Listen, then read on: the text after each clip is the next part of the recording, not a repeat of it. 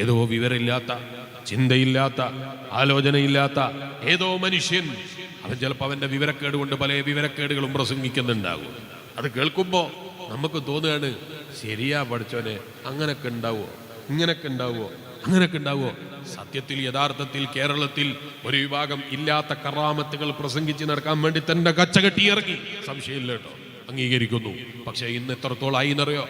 കറാമത്തുകളെ വിശ്വസിക്കാൻ പഴയ കാലത്തുള്ള നമ്മളെ മുൻഗാമികളായ ഇമാമിങ്ങള് അവരുടെ ജീവിതത്തിൽ ഉണ്ടായിരുന്ന അത്ഭുതങ്ങളും കറാമത്തുകളും മുഅ്ജിസത്തുകളും പോലും ഇപ്പൊ കേൾക്കുമ്പോ ചില ആളുകൾക്ക് പുച്ഛമായി തോന്നുകയാണ്. കാരണം എന്താണെന്നറിയോ? ഇന്നത്തെ കാലത്ത് ജീവിക്കുന്ന ചില ആളുകള്, അല്ലെങ്കിൽ ഇതുവരെ കേൾക്കാത്ത ചില ആളുകള്, അല്ലെങ്കിൽ ചിലപ്പോ കേട്ടുകൊണ്ടിരിക്കുന്ന ചില ഔലിയാക്കള്, അവരൊക്കെ പേരില് എന്തൊക്കെയോ അറിഞ്ഞതോ അറിയാത്തതോ ആ എന്തൊക്കെയോ അവിടുന്ന് ഇവിടുന്നും കേൾക്കുന്നതൊക്കെയും സ്റ്റേജ് കെട്ടി പ്രസംഗിക്കാൻ ഇറങ്ങിയപ്പോ മുഅ്മിനീങ്ങളെ ഹൃദയത്തിന്റെ ഉള്ളിൽ കറാമത്തുകളോടുള്ള മതിപ്പ് നഷ്ടപ്പെട്ടു പോകുന്നുണ്ടോ എന്ന് ഭയപ്പെടേണ്ട രൂപത്തിലേക്ക് നമ്മളെ സമൂഹം പിറകോട്ടടിക്കപ്പെടുകയാണ്. അല്ലാഹു കാത്തിരക്ഷിക്കട്ടെ. ഈമാനിന്റെ വെളിച്ചത്തിൽ നിന്ന് മനുഷ്യൻ അകന്നുകൊണ്ടിരിക്കുകയാണ്. എന്തുകൊണ്ട്? ഒരു വിഭാഗം ആളുകള് മജ്ലിസുകളെയും നന്മയുടെ സദസ്സുകളെയും അതുപോലെ ദീനിന്റെ ദിക്റിന്റെ മജ്ലിസുകളെയും വെറും പണം സമ്പാദിക്കുന്ന ഒരു മേഖലകളായി സമൂഹത്തിനിടയിൽ താറടിച്ചപ്പോ യാതൊമില്ല, സിനിമയിൽ അഭിനയിക്കുന്നത് പോലെ മുസ്ലിയാക്കന്മാരെ അഭിനയിക്കുന്ന ഒരു വിഭാഗം വളർന്ന് ട്രോള് ചെയ്യാൻ വേണ്ടി ലോകത്തിന്റെ നാനാദിക്കുകളിൽ നമ്മളെ കൊച്ചു കേരളത്തിൽ പോലും ആലിമീങ്ങളെ നിന്ദിക്കുന്നതിന് മടിയില്ലാത്ത മുസ്ലിം നാമധാരികള് വളർന്നു വരികയാണ്. കാരണം എന്താണ്? സോഷ്യൽ മീഡിയയിലും അല്ലാത്ത മീഡിയകളും ഉപയോഗിച്ച് അതിന്റെ ഉള്ളിൽ കയറിയിട്ട് പറയുന്ന വിവരക്കേടുകളും എന്തൊക്കെയോ അറിവില്ലായ്മയും വെറിയിട്ട് അവസാനം നടത്തുന്ന പിരിവിന്റെ പല രൂപങ്ങളും കണ്ടിട്ട് ഇസ്ലാമിനെ തെറ്റിദ്ധരിക്കുകയാണ്.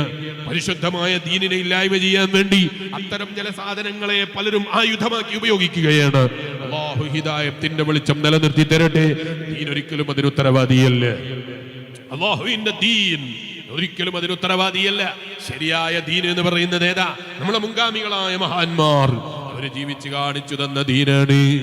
നിങ്ങൾ കാണുന്നില്ലേ, ചില ആളുകൾ മക്ബറയിൽ പോയാൽ അവര് നേരെ സുജൂദിലാണ്. അവര് നേരെ മക്ബറയിൽ പോയാൽ അതേ ഖബറിന്റെ മേലെ പോയി വീഴുകയാണ്, ഖബറിന്റെ മേലെ പോയി തലകുത്തുകയാണ്. ഖബറിൽ കിടക്കുന്ന ആളുകൾക്ക് സുജൂദ് ചെയ്യാന്നുള്ള നിലക്കാണ് ഖബറിന്റെ മേലെ നടത്തുന്ന സുജൂദെങ്കിൽ കുറെ കിതാബൊന്നും നോക്കേണ്ടതില്ലല്ലോ. ഫത്ഹുൽ മുഈനിൽ അടക്കം കാണാം. ഹറാമാണ്, സംശയിക്കേണ്ടതില്ല. ഖബറിൽ കിടക്കുന്ന ആൾക്കല്ല വലിയാരെ, അയാളെ ബഹുമാനിക്കാനാണ്, എന്നാലും ഹറാമാണ്. അങ്ങനെ ഇസ്ലാം പറഞ്ഞിട്ടുണ്ടോ? ഇല്ല. ഒരിക്കലും ഒരു സുന്നിയായ മനുഷ്യനത് ആഗ്രഹിക്കുന്നില്ല. ഇമാം നവവി റളിയല്ലാഹു അൻഹു എത്രത്തോളം പറഞ്ഞു എന്നറിയോ? ഖബറിന്റെ മേലെ കൊണ്ടുപോയി നിന്റെ ശരീരത്തെ ചാരി വെക്കുന്ന സ്വഭാവം ഉണ്ടല്ലോ, കൈയൊഴിക്കേണ്ടത്.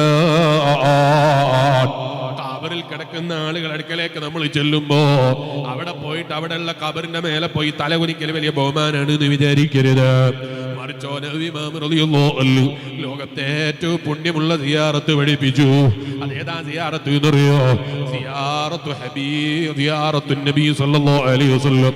ലോകം മുഴുവൻ പടക്കാൻ കാരണക്കാരനായ അല്ലാഹുവിന്റെ റസൂൽ മുഹമ്മദുർ റസൂലുള്ളാഹി തങ്ങൾ സിയാറത്താണ്, മാതൃകാപരമായ സിയാറത്താണ് അവിടെ നിന്ന് പഠിപ്പിച്ചു തന്നത്. എങ്ങനെയാ? ഖബറിന്റെ അടുക്കൽ പോയി നിന്നിട്ട് വളരെ ബഹുമാനത്തോടെ ഇങ്ങനെ ഖബറിലേക്ക് നോക്കണം. ഖബറിന്റെ ഉള്ളിൽ കിടക്കുന്ന നബി സല്ലല്ലാഹു അലൈഹി വസല്ലം തങ്ങൾ ഖിബിലക്ക് തിരിഞ്ഞാണ് കിടക്കുന്നതെങ്കിൽ നമ്മൾ ഖിബിലയിലേക്ക് മുന്നിട്ട് നിന്ന് അവിടുത്തെ തലയുടെ ഭാഗത്ത് നിന്നിട്ട് സലാം പറഞ്ഞാൽ നേരിട്ട് നോക്കുന്നത് പോലെ, മുവാജഹത്തായി നോക്കുന്നത് പോലെ നിന്ന് ഖബറിന്റെ ഉള്ളിലേക്ക് നോക്കിയിട്ട് സലാം പറയണമെന്നാണ് ഇമാം നവവി റളിയല്ലാഹു അൻഹു ഇലാഹിന്റെ ശറഇൽ നമ്മളെ പഠിപ്പിക്കുന്നത്. കേൾക്കുന്ന വിശ്വാസികളെ, ആ ഇമാം നവവി റളിയല്ലാഹു അൻഹു കാണിച്ചു തന്ന മാതൃകയാണ് ഏറ്റവും വലിയ സിയാറത്ത് എന്ന് പറയുന്നത്. അതേ സ്ഥാനത്ത് ഒരു വിഭാഗം ആളുകൾ അറിവില്ലായ്മ കൊണ്ട് ഖബറിന്റെ മേലെ പോയി സുജൂദ് ചെയ്യുന്നുണ്ടാകാം, ഖബറിന്റെ മേലെ പോയി തലകുത്തുന്നുണ്ടാകാം. ഇത് വീഡിയോ എടുത്തിട്ട് മുസ്ലിം നാമധാരികളായ ചില കൂട്ടം ആളുകൾ തന്നെ ഇസ്ലാമിനെ തെറ്റിദ്ധരിപ്പിക്കാൻ ഇത് ഉപയോഗപ്പെടുത്തുകയാണ്. ഒരിക്കലും ഇസ്ലാം അത് പ്രോത്സാഹിപ്പിച്ചിട്ടില്ലെന്നാണ് ഞാൻ പറഞ്ഞത്. ഇരിക്കട്ടെ, ഞാൻ പറഞ്ഞു വന്നത് ലോകത്തെ ഏറ്റവും വലിയ കടപ്പാട് റബ്ബിനോടാണ്. ആ കടപ്പാട് പൂർത്തിയാക്കി വീട്ടേണ്ടതിനെ കുറിച്ച് പറയുമ്പോൾ ഹബീബ് നബി സല്ലല്ലാഹു അലൈഹി വസല്ലം തങ്ങൾ പഠിപ്പിച്ചത് കണ്ടിട്ട് ഇമാം നവവി റളിയല്ലാഹു അൻഹു പറയാണ്, ഒന്നാമത്തെ കടപ്പാട് അവിടെ ആ റബ്ബിലുള്ള വിശ്വാസത്തെ അധികരിപ്പിക്കലാണ്. രണ്ടാമത്തത് ആ റബ്ബിൽ ഒരാളെയും പങ്കു ചേർക്കാതിരിക്കലാണ്. الإلحاد في صفاته ووصفه بصفات الكمال والجلال. ലോകത്തിന്റെ മുഴുവനും അധിപനായ റബ്ബുണ്ടല്ലോ, അവന്റെ സിഫത്തുകളിൽ പരിപൂർണമായി വിശ്വസിക്കലാണ്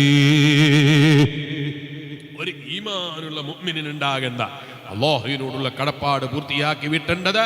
ഒന്നാമത്തത് മഹാനായ ഇമാം നവവി റളിയല്ലാഹു അൻഹു പറയാണ്, ആ റബ്ബിൽ ഏറ്റവും അടിയുറച്ച ഈമാൻ ഉണ്ടാകലാണ്. രണ്ടാമത്തത് അവനിൽ ഒരാളെയും പങ്കു ചേർക്കാതിരിക്കലാണ്. മൂന്നാമത്തത് ഇമാം നവവി റളിയല്ലാഹു അൻഹു പറയാണ്, ആ റബ്ബിലേക്ക് അവനിക്ക് ചേർത്ത് പറഞ്ഞ ഒരു സിഫത്തിനെയും നിഷേധിക്കാതിരിക്കലാണ്. കണ്ണില്ലാതെ കാണുന്നവനാണ് അല്ലാഹ്, അല്ലേ? കണ്ണില്ലാതെ കാണുന്നവനല്ലേ അല്ലാഹ്? അല്ലേ? കണ്ണില്ലാതെ കാണുന്നവനാണ് അല്ലാഹ്. കാതില്ലാതെ കേൾക്കുന്നവനാണ് അല്ലാഹ്. അവന്റെ കാതിന് പരിധിയുണ്ടോ? ഉണ്ടോ? അവന്റെ കേൾവിക്ക് പരിധിയുണ്ടോ? ഇല്ല. ഞാനിപ്പോ ഇവിടെ പ്രസംഗിക്കുമ്പോ നിങ്ങളെല്ലാവരും എന്നെ കാണുന്നില്ലേ? ഇല്ലേ? എന്നെയും കാണുന്നില്ലേ? പിന്നെ എന്താ നിങ്ങൾ കാണുന്നത്? എന്നെ കാണുന്നില്ലേ? ഉണ്ട്.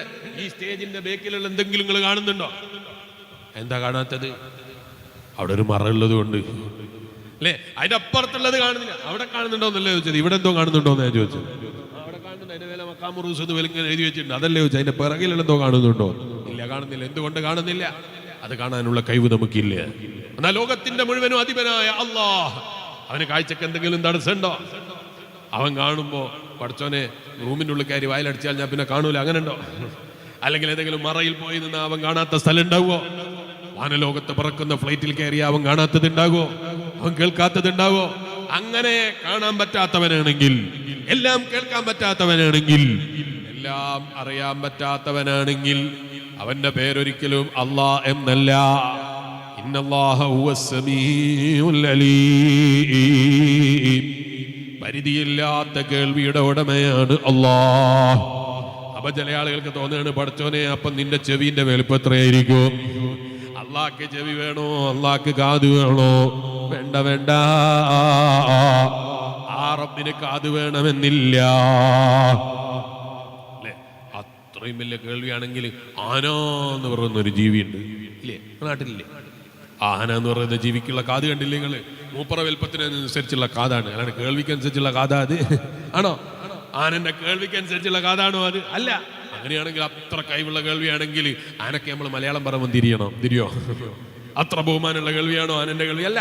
മലയാളം പറഞ്ഞാലും തിരിയൂല, കന്നഡ പറഞ്ഞാലും തിരിയൂല, അറബി പറഞ്ഞാലും തിരിയൂല, ഇംഗ്ലീഷ് പറഞ്ഞാലും തിരിയൂല, ഒരു ഭാഷയും തിരിയൂല. വലിയ ചെവിയുണ്ട്, വലിയ കാതുണ്ട്. കാത് വേണമെന്നുണ്ടോ? കേൾവിക്ക് ഒരുപാട് അർത്ഥങ്ങളുണ്ട്. അതുകൊണ്ടാണല്ലോ നബി സല്ലല്ലാഹു അലൈഹി വസല്ലം തങ്ങള് ഇന്നക ലാ തുസ്മിഉൽ മൗതാ എന്ന് പറഞ്ഞു.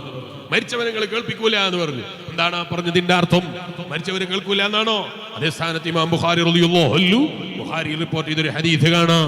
ഖറഅനി ആലിഹിം, ഖബറിൽ കിടക്കുന്ന ആളുകൾ അതിന്റെ മേലെ നടന്നു പോകുന്ന ചെരുപ്പിന്റെ വാറുകൾ തമ്മിലടിക്കുന്ന ശബ്ദം വരെ ഖബറിന്റെ ഉള്ളിൽ കേൾക്കുമെന്നാണ് ഹബീബ് നബി മുഹമ്മദുർ റസൂലുള്ളാഹി സല്ലല്ലാഹു അലൈഹി വസല്ലം പറയുന്നത്. എത്ര ആളുകൾ ഇപ്പൊ ഇവിടെ നടന്നുകൊണ്ടിരിക്കുന്നുണ്ട്. നിങ്ങൾ ആരെങ്കിലും അല്ല ചെരുപ്പിന്റെ അടിയുടെ ശബ്ദം കേൾക്കുന്നുണ്ടോ?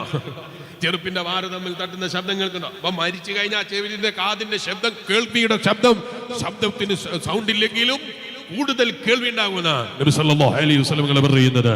അപ്പൊ കേൾക്കാൻ കാത് വേണമെന്നില്ല. വലിയാരെ ജീർണിച്ച് മണ്ണായി പോയാലും കേൾക്കോ? ആ ശരീരം ജീർണിച്ച് മണ്ണായി പോയാലും കേൾക്കോ? ഭൗതിക ലോകത്തെ മനുഷ്യന് കാതുണ്ടായാലും കണ്ണുണ്ടായാലും കാണാനുള്ള ഉപാധികൾ അതാണ്. പക്ഷെ കണ്ണുണ്ടായാലും കാണണ്ടാന്ന് റബ്ബ് തീരുമാനിച്ചാലോ കാണാൻ കഴിയോ? കണ്ണുണ്ടായാൽ കാണണ്ടെന്നുള്ള തീരുമാനിച്ചാൽ കാണാൻ കഴിയോ? ഇല്ല.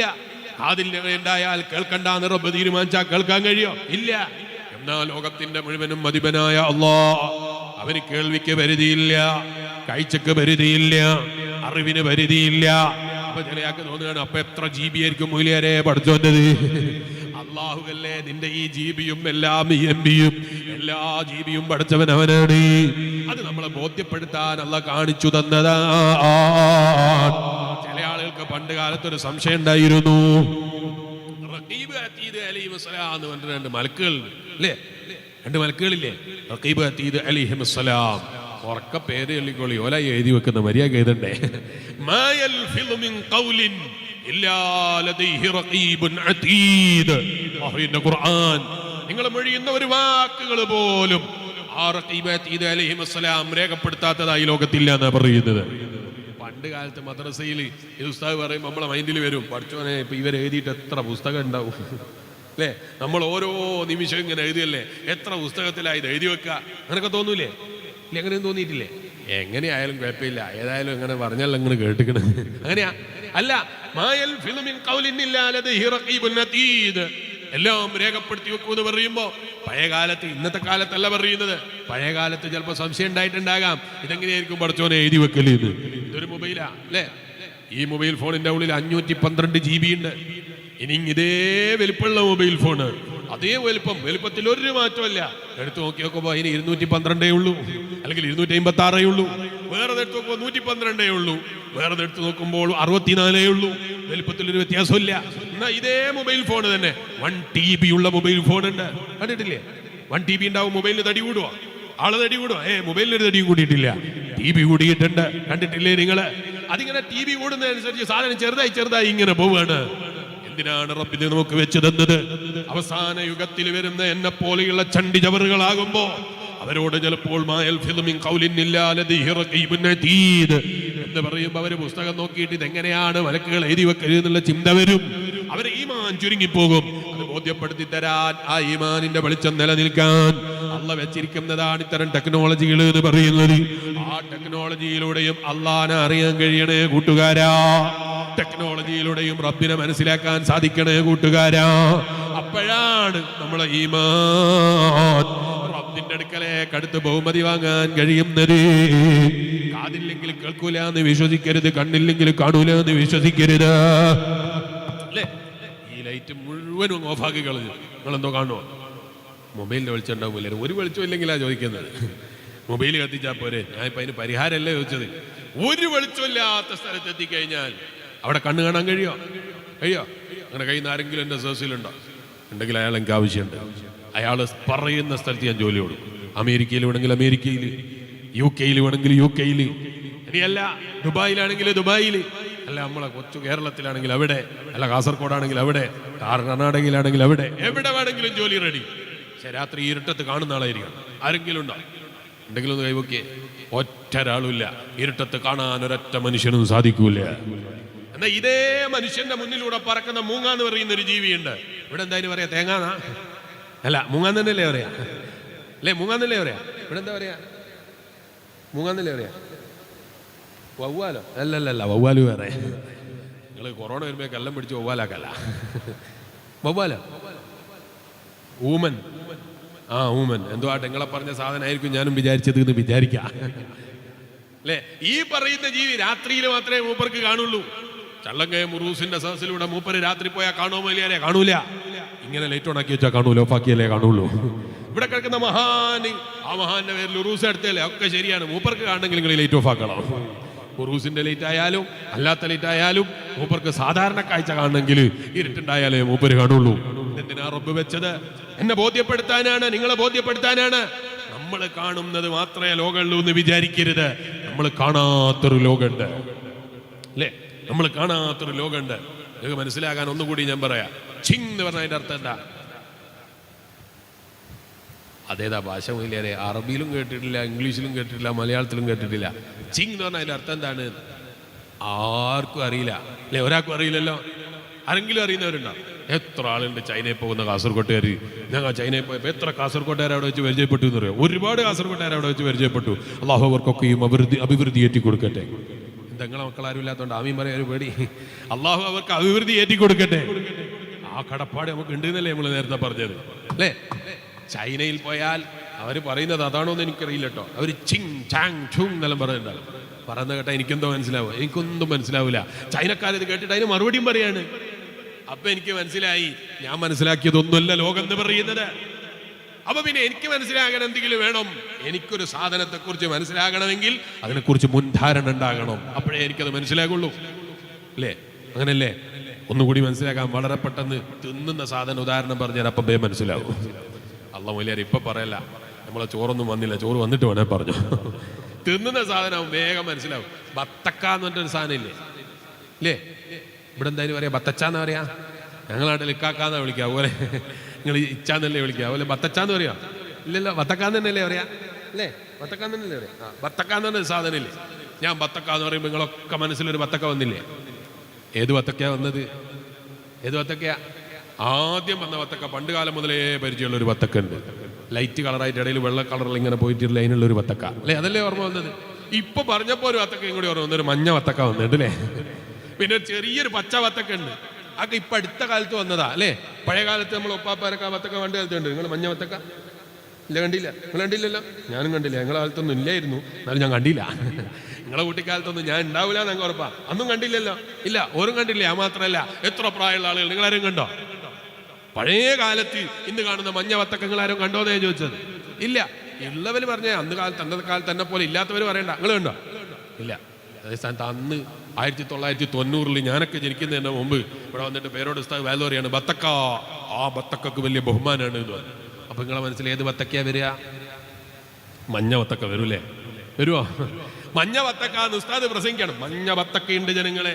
അവരെല്ലാവരും ഇങ്ങനെ നോക്കണം, മഞ്ഞ ബത്തക്ക. ഈ മൊയിലിയാരാണ് പഠിച്ചോനെ പുതിയൊരു ബത്തക്കയായിട്ട് വന്നത്, നമ്മളിതുവരെ കണ്ടില്ലല്ലോ. മഞ്ഞ കളറാ ബത്തക്ക ഉണ്ടാകല് ചോന്നിട്ടല്ലേ? ഈ മൊയിലിയാർക്ക് ബത്തക്ക എന്താന്ന് പോലും അറിയില്ല എന്ന് എനിക്ക് തോന്നുന്നത് എന്ന് വിചാരിക്കുമായിരുന്നു. ഇപ്പൊ ഞാൻ ഇവിടുന്ന് പ്രസംഗിക്കുമ്പോൾ ആർക്കെങ്കിലും തോന്നിയോ അങ്ങനെ? എന്താ തോന്നാത്തത്? മഞ്ഞ ബത്തക്ക കണ്ടത് കൊണ്ടാണ്.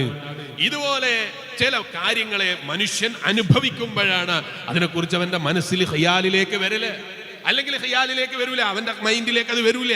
അവന്റെ മൈൻഡിലേക്ക് മാങ്ങാന്ന് പറഞ്ഞ നിങ്ങളെ മനസ്സിൽ തേങ്ങ വരുന്നുണ്ടോ? സത്യത്തിൽ അതിൻ്റെ അകത്ത് രണ്ടിലും ഒരേ അക്ഷരമില്ലേ? ഞാൻ മാങ്ങാന്നാ പറഞ്ഞത്, അപ്പൊ തേങ്ങ വന്നോ നിങ്ങളെ മനസ്സിൽ? വന്നോ? മാങ്ങാന്ന് പറയുമ്പോ തേങ്ങന്റെ രൂപം വരുന്നുണ്ട് ആർക്കെങ്കിലും? അതെന്താ വരാത്തത്? തേങ്ങന്റെ രൂപത്തിലൊരു മാങ്ങ ഇല്ലാത്തത് കൊണ്ട് തന്നെ. അപ്പൊ നമ്മൾ ലോകത്ത് മനുഷ്യൻ അള്ളാഹു അങ്ങനെയാ പഠിച്ചത്.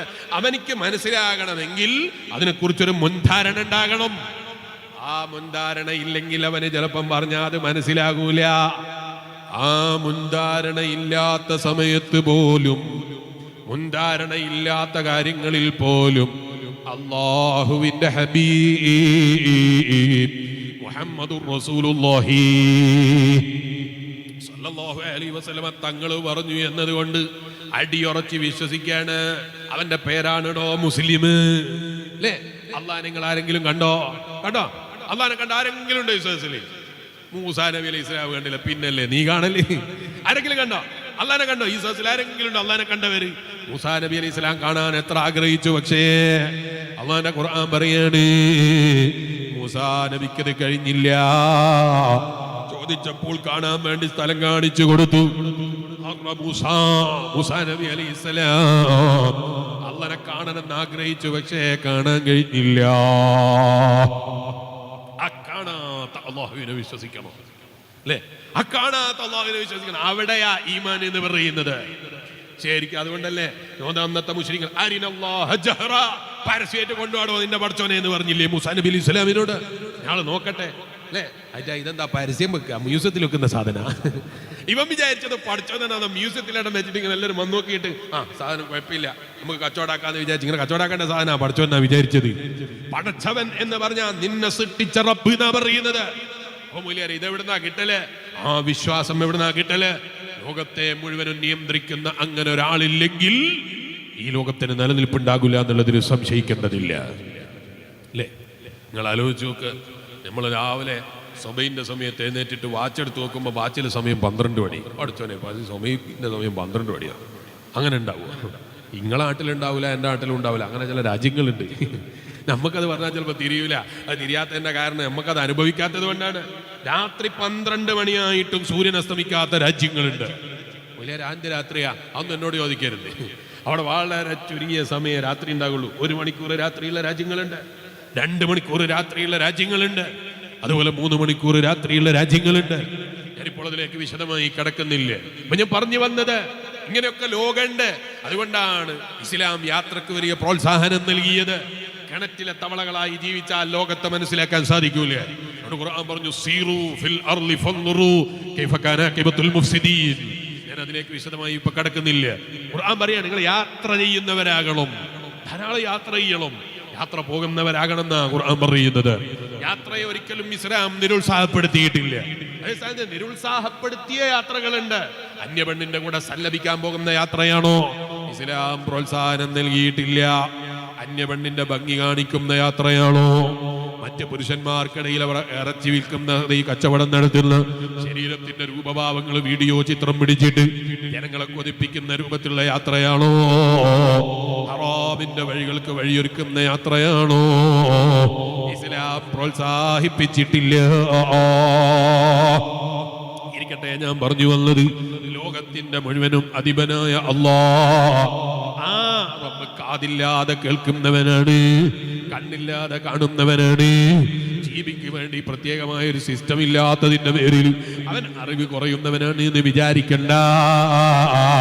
എല്ലാ അറിവുകളെയും മറികടക്കുന്ന അല്ലാമുൽ ഗുയൂബാൻ, ലോകത്തിന്റെ മുഴുവനും അധിപനായ അല്ലാഹ്. അങ്ങനെ തുടങ്ങി റബ്ബിന്റെ സർവ്വ സിഫത്തുകളും അവന്റെ സിഫാത്തിൽ പെട്ടതാണല്ലോ. അവന് തുടക്കമില്ല. ലാ മൗജൂദ ഇല്ലല്ലാഹ്. അല്ലാഹ് അല്ലാത്തതൊന്നുമില്ല എന്നാ പറയുന്നത്. എന്ന് പറഞ്ഞാൽ അല്ലാഹ് അല്ലാത്തതായി ഉള്ളതായി പറയാൻ പറ്റുന്നതൊന്നുമില്ല. എന്തുകൊണ്ട് ഇല്ല? എന്റെ ഉണ്മ എന്ന് പറയുന്നത് കുറഞ്ഞ കാലത്തേക്കുള്ളതാണ്. നമ്മളെ ഉണ്മ എന്ന് പറയുന്നത് കുറഞ്ഞ കാലത്തേക്കുള്ളതാണ്. അതേ സ്ഥാനത്ത് റബ്ബിൻ്റെതോ അതിന് തുടക്കമില്ല, പരിധിയില്ല. നീ റബ്ബിനോടുള്ള കടപ്പാട് പൂർത്തിയാക്കി വീട്ടിയവനാകണോ?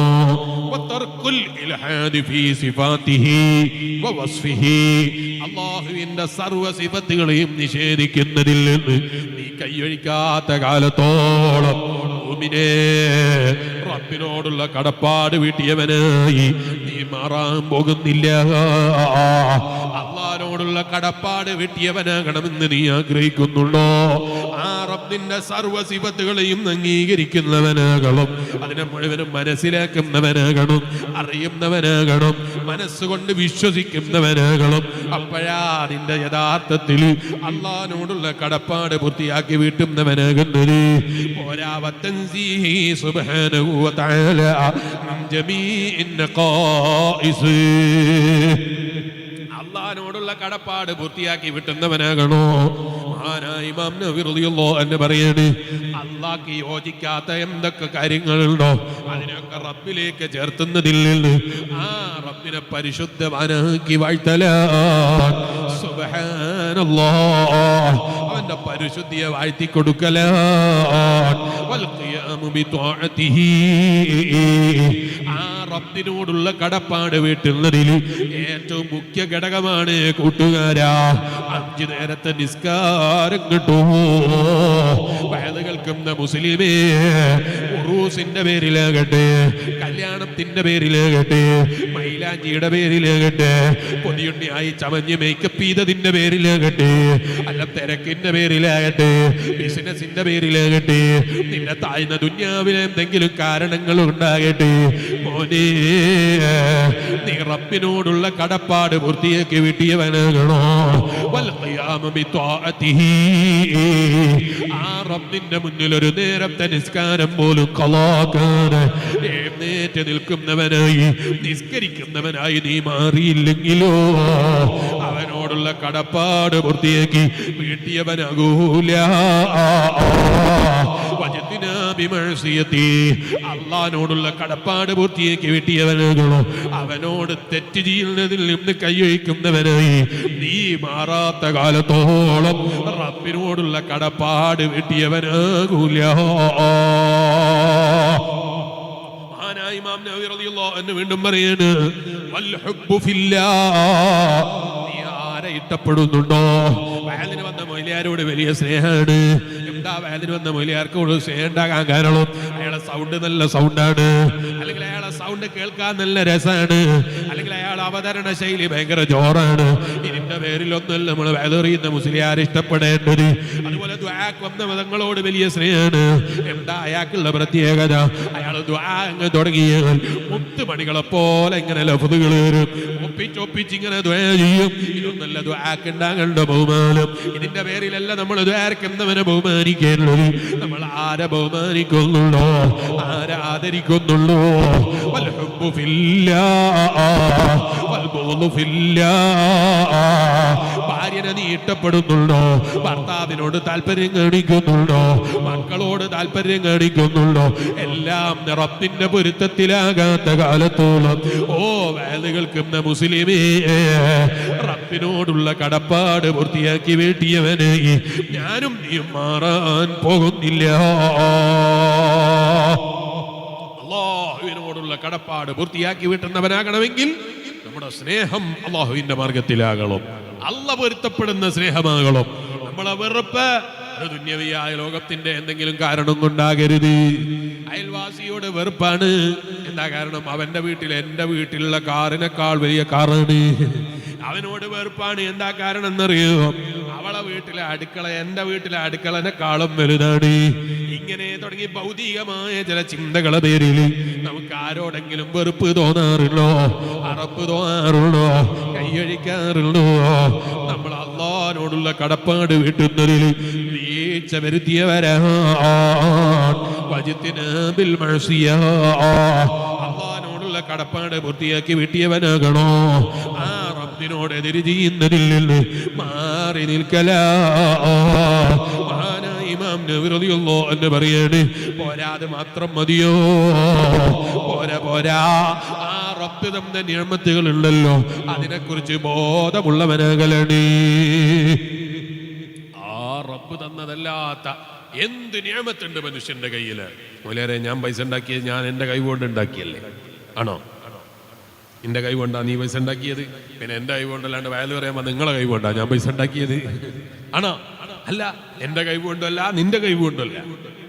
ആണെങ്കിൽ പല സദസ്സിലും ചെല്ലുമ്പോൾ, പല സദസ്സിലും പ്രസംഗിക്കാൻ ചെല്ലുമ്പോൾ ആളുകൾ വന്നിട്ട് ചിലപ്പോൾ ചില ആളുകൾ ബാപ്പനോട് ഭയങ്കര ഇഷ്ടമായിരിക്കും. അതുകൊണ്ടാണല്ലോ എന്നെ ഇങ്ങനെ വേദന വിളിക്കുന്നത്. അവിടെ വലിയ ബഹുമാനം ഉണ്ടായിട്ടില്ലല്ലോ. ബാപ്പാൻ ഏതായാലും കിട്ടൂല, സൗണ്ടെങ്കിലും കേൾക്കാന്ന് വിചാരിച്ചിട്ടാണ് പലരും വിളിക്കുന്നത്. അല്ലാഹു ബാപ്പക്ക് ദീർഘായുസ്സു ആഫിയത്ത് വെറ്റി കൊടുക്കട്ടെ അല്ലേ? ബാപ്പനോട് ഭയങ്കര സ്നേഹമാണ്. അതിൻ്റെ പേരിൽ ചിലപ്പോൾ ചില ആളുകൾ വന്നിട്ട് വേദന പോകാൻ നിൽക്കുമ്പോൾ, ഇറങ്ങാൻ നിൽക്കുമ്പോൾ, ഭക്ഷണം കഴിച്ച് ഇറങ്ങുമ്പോൾ ചില സ്വകാര്യത്തിൽ വന്ന് പറയും, ബാപ്പാൻ്റെ പഴയ വയൽ ഓർമ്മ വരുന്ന പോലത്തുള്ള വയല് പറയണം, നല്ല വയല് പറയണം, കേട്ടാൽ ഇങ്ങനെ ഇരുന്ന് പോകുന്ന വയല് പറയണം. അപ്പോൾ ഞാൻ അവരോട് പറയും, അത് എൻ്റെ കയ്യിലുള്ളതല്ല, മിനല്ലാഹ്, അല്ലാഹുവിൻ്റെ കയ്യിൽ നിന്നുണ്ടാകേണ്ടതാണ് അല്ലേ? എൻ്റെ കയ്യിൽ നിന്നുള്ള. അങ്ങനെയാണെങ്കിൽ ഞാൻ ഏതെങ്കിലും സദസ്സിൽ ഡേറ്റ് കൊടുക്കുമ്പോൾ എൻ്റെ മനസ്സിൽ വേണ്ടേ അവിടുത്തെ വയൽ എങ്ങനെയെങ്കിലും ഒന്ന് കൊളായിട്ട് പറയണം. ആർക്കും ഇഷ്ടപ്പെടാത്ത വയലായിട്ട് ഒരു വയലെങ്കിലും എങ്ങനെയെങ്കിലും പറയണമെന്ന് ഞാൻ എൻ്റെ ജീവിതത്തിൽ ആഗ്രഹിക്കുക. ജീവനും ബുദ്ധിയുള്ള കാലത്തോളം ഞാൻ ആഗ്രഹിക്കുക. നിങ്ങൾ ആഗ്രഹിക്കുക? നിങ്ങൾ ചെയ്യുന്ന എന്തെങ്കിലും ഒരു പരിപാടി, അതായത് നിങ്ങൾ കച്ചവടം ചെയ്യുന്നു, കച്ചവടത്തിന് രാവിലെ കടയിൽ പോകുമ്പോൾ ആഗ്രഹിക്കുക, പഠിച്ചോനെ ഇന്നത്തെ കച്ചവടം എങ്ങനെയെങ്കിലും ഒന്ന് മോശമാക്കി തരണേ അല്ലാ, ഇന്നത്തെ കച്ചവടം മോശമാക്കി തരണേ അല്ലാ. അങ്ങനെ പള്ളി പോവാ? പള്ളി പോലെ അങ്ങനെയല്ല. കച്ചവടത്തിന് പോലെ അങ്ങനെയാ? അല്ല, അതും അങ്ങനെയല്ല. കച്ചവടത്തിന് പോകുന്ന രാവിലെ തന്നെ ഭയങ്കര പ്രതീക്ഷയിലാണ് പോവുക. അഥവാ രാവിലെ കട തുറക്കുമ്പോൾ നമ്മളെ വീട്ടിൽ കടയിൽ കണ്ടാൽ നല്ലൊരു മൊയിലേരി, അല്ലെങ്കിൽ രണ്ടാമത് നല്ല ഭംഗിയിൽ നല്ല വൃത്തിയിലൊക്കെ നടക്കുന്ന ഒരാൾ, നല്ലൊരു തെക്കുള്ളൊരു മനുഷ്യൻ ആദ്യം കച്ചവടത്തിന് വന്നാൽ പഠിച്ചോനെ അൽഹംദുലില്ലാഹ് ഇന്നത്തെ ബസ്സായിപ്പോയി, നല്ലൊരു മൊയിലിയാരായി, ഇന്നത്തെ ആദ്യത്തെ കച്ചവടം, കന്നി കച്ചവടം തന്നെ നല്ല ഉഷാറായി എന്നൊക്കെ ഇങ്ങനെ പറയുമ്പോൾ ആ മൊയിലേരി വല്ലാണ്ട് വിലപേശുന്നത്. അപ്പോൾ ഇയാൾക്ക് തോന്നി പഠിച്ചോനെ ഇയാളെ കൊണ്ട് കുടുങ്ങി വൈകുന്നേരം വരെ വരുന്നവർ വിലപേശലാ അല്ലെ? എങ്ങനെയൊക്കെ തോന്നല്ലേ? നമ്മൾ ആരെങ്കിലും ആഗ്രഹിക്കുമോ പഠിച്ചോനെ ഇന്നത്തെ കച്ചവടം എങ്ങനെങ്കിലും ഒന്ന് മോശമായി കിട്ടണം? രാവിലെ ക്ലാസ്സിന് വന്ന് ഉസ്താദ് വിചാരിക്കുക കുട്ടിയൊക്കെ എങ്ങനെങ്കിലും എന്നെപ്പറ്റി ഇന്നൊരു എതിരഭിപ്രായം വരണം, ഈ ഉസ്താദ് ഞങ്ങൾക്ക് വേണ്ട, ഭയങ്കര മോശം ക്ലാസ്സാണ് എന്ന് എല്ലാവരും കുട്ടികൾ പറയണം എന്ന് വിചാരിച്ചാലും ക്ലാസ് എടുക്കാൻ പോവോ? ഇല്ല. എല്ലാവരും വിചാരിക്കുന്നത് ഞാൻ ചെയ്യുന്ന ഭയങ്കര ജോറാകണം എന്നാ. നിങ്ങളുടെ നാട്ടിൽ ആരെങ്കിലും ഉണ്ടോ എൻ്റെ കച്ചവടം അങ്ങനെ ചെറുങ്ങനെ അങ്ങനെയൊക്കെ തട്ടിമുട്ടി അങ്ങ് കഴിഞ്ഞു പോയാൽ മതി എന്ന് വിചാരിക്കുന്ന ഏതെങ്കിലും വൻകിട കച്ചവടക്കാരനല്ല, ചെറുകിട കച്ചവടക്കാരനെ കാണിച്ചു തരും നിങ്ങൾ? ഇല്ല. 500 കൂലി കിട്ടുന്നിടത്തിൽ ഓൻ വിചാരിക്കല് പഠിച്ചോനെ ഇന്നത്തെ ദിവസം 500 ആയണ്ട കൂലി ഇന്ന് 1000 കിട്ടി ആ കട അങ്ങ് വിടുമായിരുന്നു അല്ല. അയാളെ മനസ്സിൽ തോന്നിയാൽ പോരെ എന്നൊക്കെ നമുക്ക് തോന്നുക അല്ലേ? അങ്ങനെ ഉണ്ട് ചില ആളുകൾ വേറെ ആളെ കയ്യിലുള്ളത് ഇങ്ങനെ കാണുമ്പോൾ വല്ലാണ്ട് ഇങ്ങനെ ഓൻ്റെ അടുത്ത് നിങ്ങൾ വാങ്ങിക്കളയാന്ന് വിചാരിക്കുന്ന സ്വഭാവം, അവരെ നിങ്ങൾ കിട്ടിപ്പോകണമെന്ന് വിചാരിക്കുന്ന സ്വഭാവം, വയല് പറഞ്ഞിട്ടാണെങ്കിൽ പോലും കിട്ടിയത് മതിയാകൂല എന്ന് പറയുന്ന സ്വഭാവം, അത് കുറഞ്ഞു പോയി എന്ന് പറയുന്ന സ്വഭാവം, വളരെ മോശം സ്വഭാവം. അല്ലാഹുവല്ലേ തരുന്നവൻ, കിട്ടുന്നതിൽ ബർക്കത്തുണ്ടാകലല്ലേ ജീവിതത്തിൽ ഏറ്റവും വലിയ നിഅമത്ത് എന്ന് പറയുന്നത്, അല്ലാതെ കുറെ കിട്ടുക എന്ന് പറയുന്നതിലാണോ? അപ്പൊ ഞാൻ ചോദിക്കുന്നത്, ഏത് മനുഷ്യനും ജോറാകണമെന്ന് വിചാരിച്ചിട്ടല്ലാതെ ഏതെങ്കിലും പണിയെടുക്കുന്നുണ്ടോ? ഉണ്ടോ? ബാർബർ എടുക്കാൻ പോകുമ്പോൾ നമ്മളെന്താ വിചാരിക്കുക? പഠിച്ചോനെ എൻ്റെ താടിയും മുടിയൊക്കെ നന്നാക്കിയാൽ നല്ല വൃത്തിയാകണേ അല്ലാ. ബാർബർ വിചാരിക്കുന്നതോ പഠിച്ചോനെ ഇന്ന് താടി ഒപ്പിച്ച് കഴിഞ്ഞാൽ അടുത്ത ആഴ്ച ഇയാൾ ബൈക്ക് വരാൻ പാടില്ല, അതുകൊണ്ട് ഇയാളെ താടി എങ്ങനെങ്കിലും ഒന്ന് തെറ്റിച്ച് പഠിക്കാന്ന് വെച്ചാൽ പഠിക്കുമോ? അയാൾ ഒപ്പിക്കുമോ? ഇല്ല. അയാൾ വിചാരിക്കുന്ന പഠിച്ചോനെ എങ്ങനെയെങ്കിലും നന്നായിട്ട് അടുത്താഴ്ച ഇയാൾ ഇതിൽ പോകുമ്പോൾ എന്നെ വിളിച്ചിട്ട് വരട്ടെ എന്ന് വിചാരിച്ചിട്ട് തന്നെ അയാളും പണിയെടുക്കുന്നു. എല്ലാവരും അങ്ങനെ തന്നെയാണ്. അപ്പൊ പിന്നെന്താ എല്ലാ ദിവസവും ഒരുപോലെ ആകാത്തത്? എൻ്റെ എല്ലാ ദിവസവും എല്ലാ ദിവസവും ഒരുപോലെ നല്ല ജോറനായിട്ടല്ല കാര്യങ്ങളും ചെയ്യാനാകാത്തത്? നമ്മളെ കഴിവിലല്ല മനുഷ്യ, നമ്മളെ കഴിവല്ല. അതുകൊണ്ടല്ലേ ചില ആളുകൾ കോടിക്കണക്കിന് ഉറുപ്പിക ഇറക്കിയിട്ട് കച്ചവടം തുടങ്ങുകയാണ്. അവിടെ കച്ചവടം കിട്ടാഞ്ഞിട്ട് സിറാജുലതയിൽ നേർച്ചയാക്കുന്നു, വെള്ളം കൈ മക്കാമിൽ കൊടുക്കുന്നു, എല്ലാവരും കൊടുത്തിട്ട് പറയുന്നു കോടികൾ ഇൻവെസ്റ്റ് ചെയ്തിട്ടുണ്ട്, രക്ഷപ്പെടണം. എന്നാൽ വേറെ ചില ആളുകൾ കാണില്ലെങ്കിൽ ഒരു ഇൻവെസ്റ്റ്മെൻറ്റും ഇല്ല, രണ്ട് പെട്ടിക്കൂടെ അടിച്ചിട്ട് 4 താർപ്പായും വെച്ച് കെട്ടി ഒരു കച്ചവടം തുടങ്ങിയതാ. അയാൾക്ക് അവിടെ സാധനം കൊടുക്കാൻ കഴിയാത്തതുകൊണ്ട് അയാൾ വിഷമിക്കുക അല്ലേ? തട്ട് കച്ചവടക്കാരെ കണ്ടില്ലേ നിങ്ങൾ? എന്ത് തിരക്കാണ്, രാത്രിയിലും പകലൊക്കെ തിരക്ക് തന്നെ. എന്നിട്ടോ അമ്മേൻ്റെ ഭക്ഷണം, അച്ഛൻ്റെ ഭക്ഷണം എന്നൊക്കെ പേരിടുകയാണ്. എന്നിട്ട് പോയിട്ട് കഴിക്കുകയാണ് എല്ലാവരും. എന്തൊക്കെ കുറവുണ്ടോ? ഇരിക്കാൻ സൗകര്യമില്ല, ഫാനില്ല, മര്യാദയ്ക്ക് ഒരു കസേരയില്ല, ഒരു സ്പോഞ്ചും ഇല്ല, ഒന്നുമില്ല. ആളുകൾ ഇങ്ങനെ നിറഞ്ഞ് കഴിവിഞ്ഞിങ്ങനെ ഭക്ഷണം കഴിച്ചിങ്ങനെ പോവാണ്. ചെമ്പ് വാങ്ങാൻ പാവം ഈ കച്ചവടക്കാരുടെ അടുത്ത് പൈസ ഇല്ല. പക്ഷെ ഇവർക്ക് കച്ചവടം കിട്ടിയിട്ട് എങ്ങനെയൊക്കെയോ സമ്പാദിച്ച് മാറ്റി വെച്ചിട്ട് ചെമ്പ് വാങ്ങാണ്. എന്നിട്ട് ആദ്യം ചെമ്പുണ്ടായാലല്ലേ ഭക്ഷണം ഉണ്ടാക്കി കൊടുക്കാൻ കൂടുതൽ ആളുകൾക്ക് കഴിയുള്ളൂ.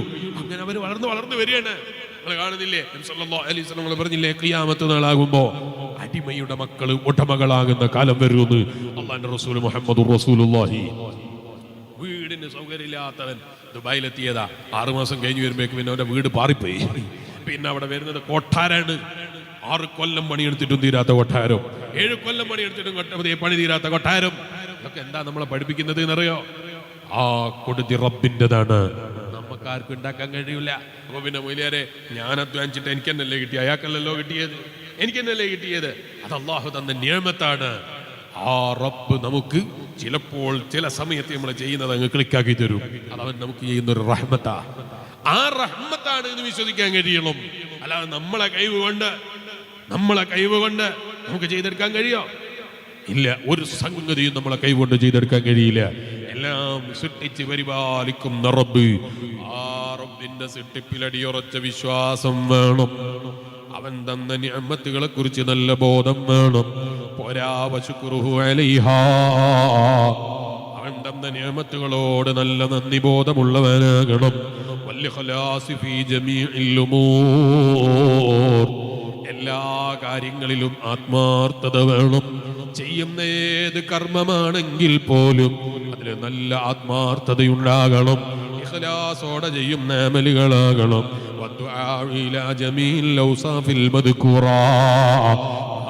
ഇമാം നവവി റളിയല്ലാഹു അൻഹു പറയാണ്, ഈ പറഞ്ഞിരിക്കുന്ന കാര്യങ്ങളിലെല്ലാം നന്മകളിൽ മുൻപന്തിയിലെത്തണമെന്നൊരു ചിന്ത അവന്റെ മനസ്സിലുണ്ടാകണം.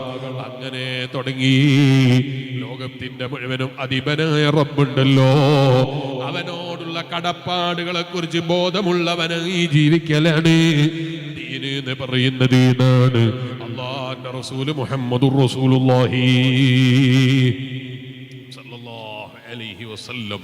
നബി സല്ലല്ലാഹു അലൈഹി വസല്ലം പറയാണ്, അതാണ് ദീൻ എന്ന് പറയുന്നത്. അല്ലാഹുവിനോടുള്ള കടപ്പാട്, അല്ലാഹുവിനോടുള്ള നസീഹത്ത്.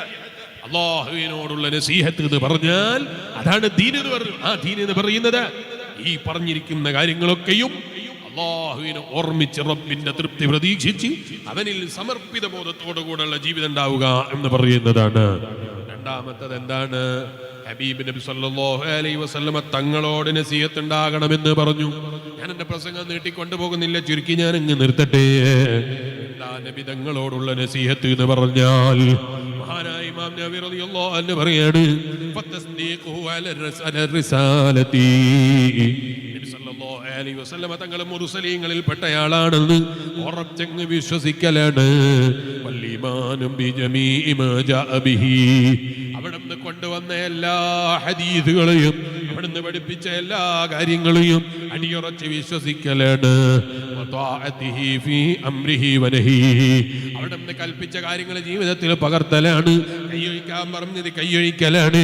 അങ്ങനെ തുടങ്ങിയിട്ട് അല്ലാഹുവിന് പൂർണ്ണമായ സമർപ്പിത ബോധവും ഹബീബ് നബി സല്ലല്ലാഹു അലൈഹി വസല്ലം തങ്ങൾ പഠിപ്പിച്ചതിൽ പൂർണ്ണമായി ഏറ്റെടുക്കുകയും ചെയ്യുന്ന മനസ്സുണ്ടാകലാണ്. ഹബീബ് നബി സല്ലല്ലാഹു അലൈഹി വസല്ലം തങ്ങളോടുള്ള കടപ്പാട് പൂർത്തിയാക്കി വിട്ടുക എന്ന് പറയുന്നത് യാതൊന്നുമില്ല.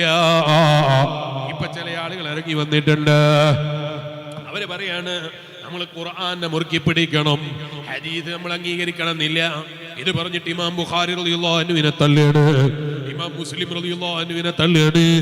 ഏത് കാലത്ത് ജീവിക്കുന്നവൻ 2025 വന്നവൻ ഇമാം നവവി റളിയല്ലാഹു അൻഹുവിനെ തിരിഞ്ഞില്ല എന്നാ പറയുന്നത്, ഇമാം മുസ്ലിം റളിയല്ലാഹു അൻഹുവിനെ തിരിഞ്ഞില്ല എന്നാ പറയുന്നത്, ഇമാം ബുഖാരി റളിയല്ലാഹു അൻഹു പേച്ചുപോയി എന്നാ പറയുന്നത്. ഇതുവരെ കേട്ടത് ഇത്തരം ചില വാദങ്ങൾ പുറത്തുള്ള പലരിൽ നിന്നുമായിരുന്നു. അതേ ഈജിപ്തിൽ നിന്നൊരു മുൽഹിദ് പറയുന്നത് ഞാൻ കേട്ടിട്ടുണ്ട്, കേരളക്കരയിൽ നിന്ന് പറയുന്നത് ഞാൻ കേട്ടിട്ടില്ലായിരുന്നു. ഈ കഴിഞ്ഞ ദിവസം ഒരു കേരളക്കാരനായ ഒരാൾ മലയാളത്തിൽ പ്രസംഗിക്കുകയാണ്. എന്താ പ്രസംഗിക്കുന്നത് എന്നറിയോ? അന്ന് പേച്ചുപോയി, സഹാബത്തിന്റെ കൂട്ടത്തിൽ പലരും പേച്ചുപോയി. പിന്നെ പേക്കാത്ത ആളാരാണ് എന്നറിയോ? 2025 മതം പറയാൻ വന്ന ഇവൻ ഏത് മതാണ് പറയുന്നത് എന്ന് എനിക്ക് മനസ്സിലാകുന്നില്ല.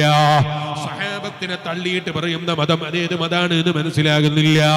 അസ്ഹാബി കന്നുജൂം, എന്റെ സഹാബത്തുണ്ടല്ലോ അവരെ നക്ഷത്ര തുല്യരാ.